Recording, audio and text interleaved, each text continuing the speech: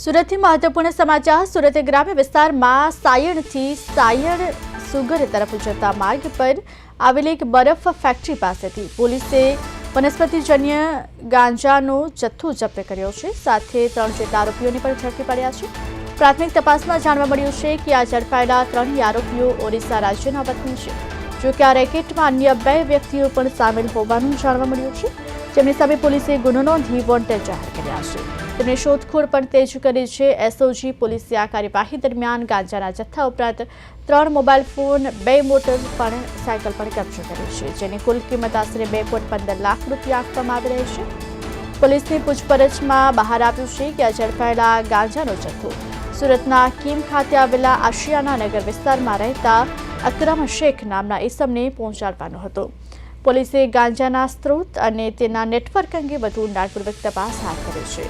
ત્યારે સુરત ગ્રામ્ય એસઓજીએ ગાંજાનો જથ્થો ઝડપી પાડ્યો છે। વધુ વિગત સાથે અમારા સંવાદદાતા કિરણસિંહ ગોહિલ જોડાઈ ગયા છે। જી કિરણસિંહ, સુરત ગ્રામ્ય એસઓજીએ ગાંજાનો જથ્થો ઝડપી પાડ્યો હોવાના સમાચાર મળી રહ્યા છે, શું છે વધુ વિગત? જી બિલકુલ, ખાસ કરીને સ્પેશિયલ ઓપરેશન ગ્રુપને બાતમી મળી હતી કે સુરત સાયણ રોડ પર નશીલા પદાર્થનો જથ્થો લઈને કેટલાક અજાણ્યા ઇસમો જવાના છે। એસઓજી પોલીસ બાતમીના આધારે ત્યાં વોચમાં હતી। તે દરમિયાન જે બાઇક પર 3 જણ હતા, પોલીસે તેઓને બાતમી આધારે તેઓને ઝડપી પાડ્યા હતા અને તેઓની ગાડીમાંથી ગાંજાનો વનસ્પતિજન્ય ગાંજાનો જથ્થો મળી આવ્યો હતો। સુરત ગ્રામ્ય વિસ્તારમાંથી જ્યારે પણ ગાંજાનો જથ્થો પકડાતો હોય છે, ત્યારે આ ઓરિસ્સાથી જ ગાંજો ગુજરાતમાં ઘુસાડવામાં આવતો હોય છે। અલગ અલગ એમની જે આરોપી છે તેઓની મોડસ ઓપરેન્ડી હોય છે અને એ ઓરિસ્સાથી ગાંજો ગુજરાતમાં અલગ અલગ વિસ્તારમાં ઘુસાડતા હોય। સુરત શહેર હોય, ગ્રામ્ય વિસ્તાર હોય અને ત્યાંથી આ લોકો સપ્લાય કરતા હોય છે।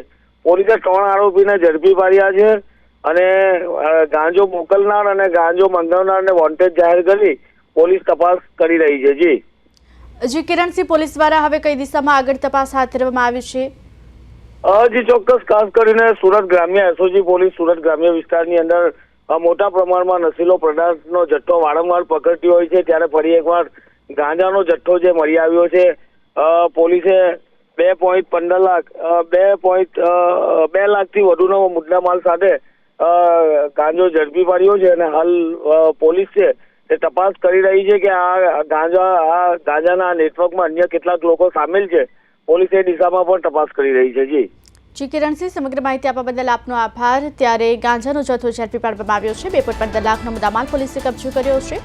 જો કે સુરત ગ્રામ્ય એસઓજીએ ગાંજાનો જથ્થો ઝડપી પાડી આરોપીની પણ ધરપકડ કરી છે।